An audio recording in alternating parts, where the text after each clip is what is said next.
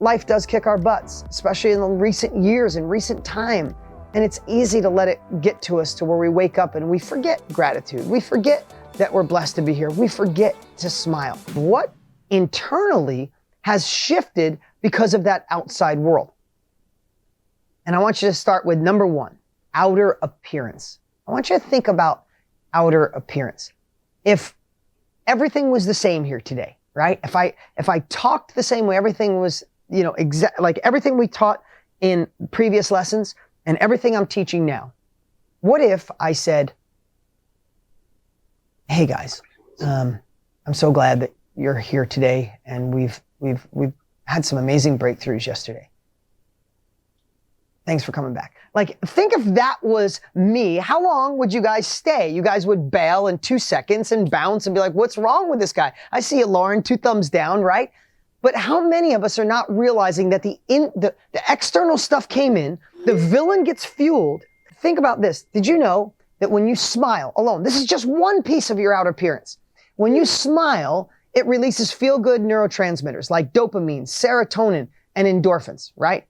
Did you know this? There was a study at UC Berkeley, that college yearbook study found that women whose college photos radiated happiness, smiles, became more organized, mentally focused, and achievement-oriented, and had better health, happier marriages, and later in life. Think about that for a second. I'm not talking about shoulders back and standing tall. I'm just talking about a smile. Did you know there was another study that I saw ages ago that baseball rookie cards, you know, the old baseball cards, some of you that are older, we used to collect those as a kid, right? Did you know the rookies who smiled ended up having better careers, more successful and happier marriages? A smile. Here's the crazy part, because our brain, has anybody ever done this? And maybe because I study and obsess on this stuff, anybody like in a bad mood, something going sideways, the outside world got to you, and you just smile, you look in the mirror and go, oh my God, this is crazy. Has anybody ever done that? Like even when it's hit the fan and all of a sudden you feel better because your body doesn't know the difference. When you smile, when you put a smile on your face, your body goes, oh, I thought we were stressed, but I guess we're good. I guess things are better. And that's one of the internal things you could start focusing on. Because, listen, life does kick our butts, especially in the recent years and recent time. And it's easy to let it get to us to where we wake up and we forget gratitude. We forget that we're blessed to be here. We forget to smile. You know, about 6 months ago, I was juggling way too much at once. Several different companies, a lot going on. There was like a 3-week period where it just felt heavy. That's life. It goes through those phases. And my daughter literally said to me, Dad, I haven't seen you smile in a while. And oh my God, it hit me like a punch in the face. Like I literally stopped that immediately because I was letting the outside world affect me internally. I mean, think about this.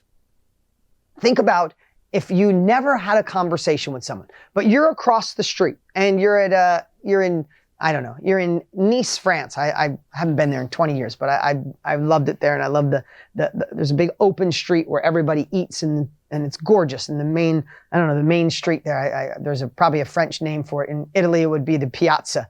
In French, I don't know what it is, but somebody will probably tell me. Anyway, imagine you're across the street and you see somebody eating and you never had a conversation with them.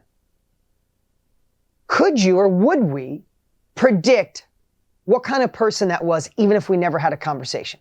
Could you predict just from their outer appearance? The answer is yes. You think about that. What if you looked over and someone was eating and they were like this?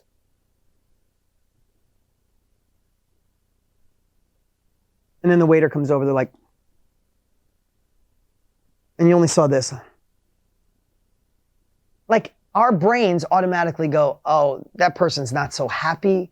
They're not fulfilled. They're not excited about life. They probably don't have gratitude. I wonder if they're successful. Like, literally, that's the way our brains think.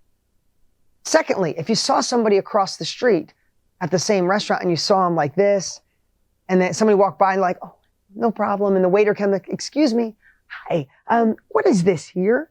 You know, and you're watching this. 2 completely different feelings and you never had that conversation. So how do you think your internal psyche, your subconscious reacts to you if you are person number one or you're person number two? How do you think that is affecting you? It affects you more than you could ever imagine.